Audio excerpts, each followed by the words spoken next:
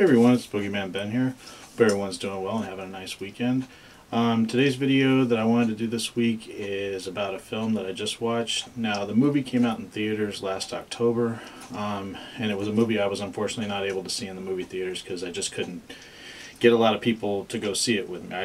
No one wanted to see it for some reason.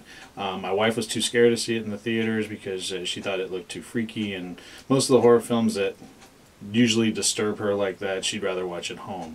So it was something that we couldn't see in the theaters together, so I just said, well, I'll just wait until it comes out on DVD, and it killed me not seeing it in the theaters because I really wanted to see it, and I feel bad for not supporting it in the theaters. But it did really well, and I was happy to hear that it did well.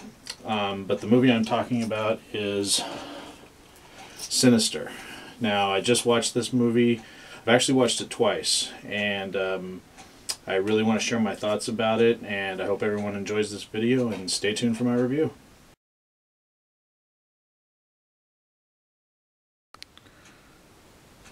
Now, the movie Sinister was directed by Scott Derrickson. He previously did The Exorcism of Emily Rose and The Day the Earth Stood Still. The film was written by Derrickson as well as C. Robert Gargill. The film stars Ethan Hawke as Ellison Oswalt, Juliet Rylance as Tracy Oswalt. You have James Ranson as he plays the deputy in it. Fred Dalton Thompson plays the sheriff. And then you have a special appearance by Vincent D'Onofrio as Professor Jonas.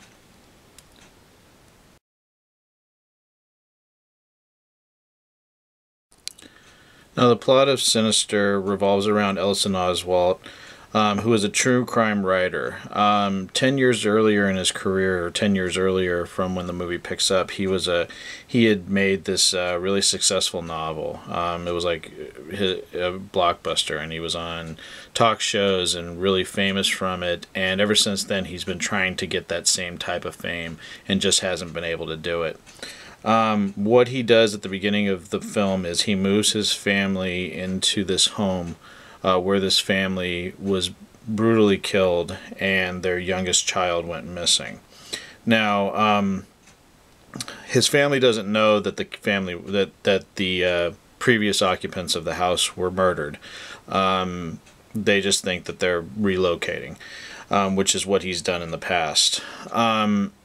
But as Ellison and the family move into the house, he comes across a box in the attic full of old Super 8mm films. And as he starts doing his research, he starts watching the films, only to discover the first film that he watches is the actual videotaping of the family that was murdered. And with each film he watches from the box of 8mm films, he sees murders in the same vein, and as the film goes on, he starts to see a connection between them, and possibly that all the families were targeted by a serial killer dating back to the 1960s.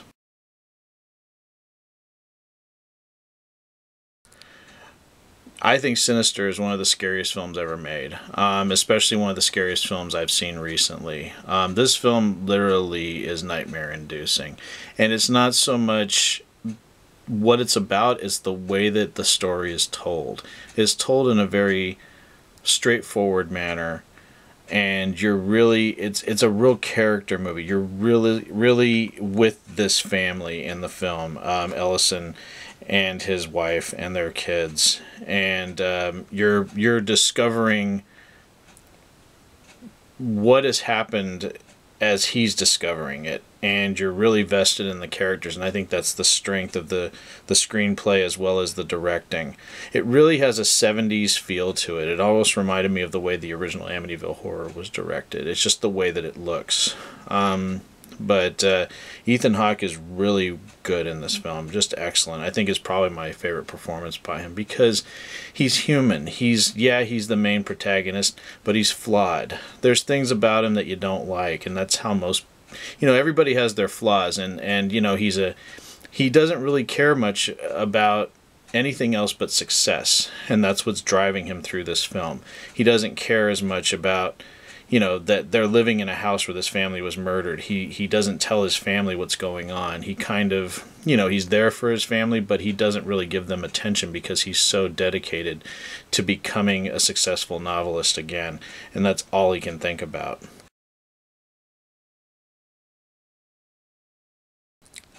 And these films that he watches, they are just the most disturbing things I've ever seen. It was kind of like the film just starts with this image and it never lets up, and it's just something that it just stuck with me after I watched it. I mean, even the next day, those images were burned into my head.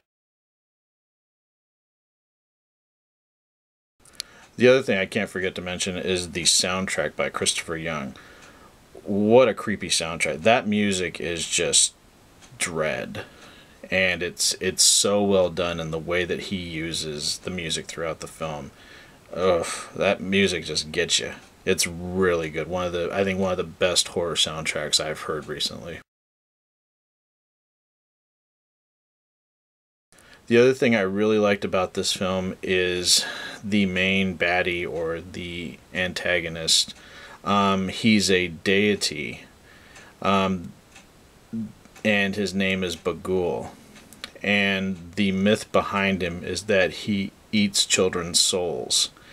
And the way that they showcase him in this film is that you never really see him for very long. Or if you do see him, it's usually like a flash. Like he's there and then he's not there. It's never something where it's not like a Freddy Krueger, or, you know, even the entity or demon that was in Insidious. They showcased him much more than they showcased Bagul, and it really adds to the film's tension because you don't know where he is and you don't know how he'll manifest himself.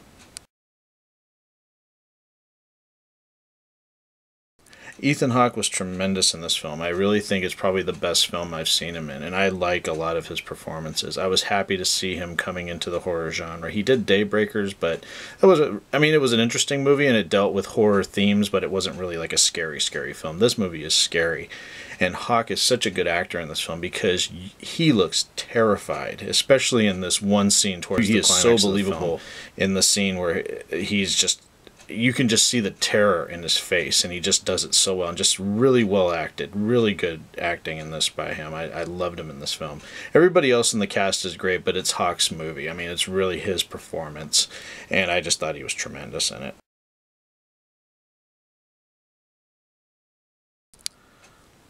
So yeah, if I had seen this film last year, it definitely would have been in my top 10. I probably would have put it... It would have been tough, but I think it would have been competing for my top spot with Expendables 2 and Dark Knight for the year. I just loved this film. Was so happy that it was everything I wanted it to be. It scared the shit out of me and my wife, and she actually really liked it, even though it really terrified her. So yes, fantastic movie. One of the scariest movies I've ever seen. I absolutely love Sinister. I recommend it to anybody that's looking for a scary movie that didn't see it in theaters. It's a tremendous watch. And yes, it is a slow-moving film. It's a very character-driven film. Not a lot of action. But when things do happen, I mean, it just terrifies you. It scared me. Scared my wife. But we both loved it. I loved it. I was so happy that it was so good. It was even better than I thought it would be. And it's one of my favorite movies of all time, I think. I'd put it in there as one of my favorite horror movies. Like I said, 10 out of 10 for me. If I could give it a higher score, I would. And like I said, if it would have been last year when I saw it, it definitely would have been in my top 3 films of the year. I might have even had a hard time picking a number 1. But yeah, this was a great film. I recommend it, and I hope everybody enjoyed my review of Sinister. I try not to give too many spoilers away. If you have seen the film, let me know what you thought about it. I look forward to hearing back from people, and I hope everyone has a nice rest of their weekend. You guys take care.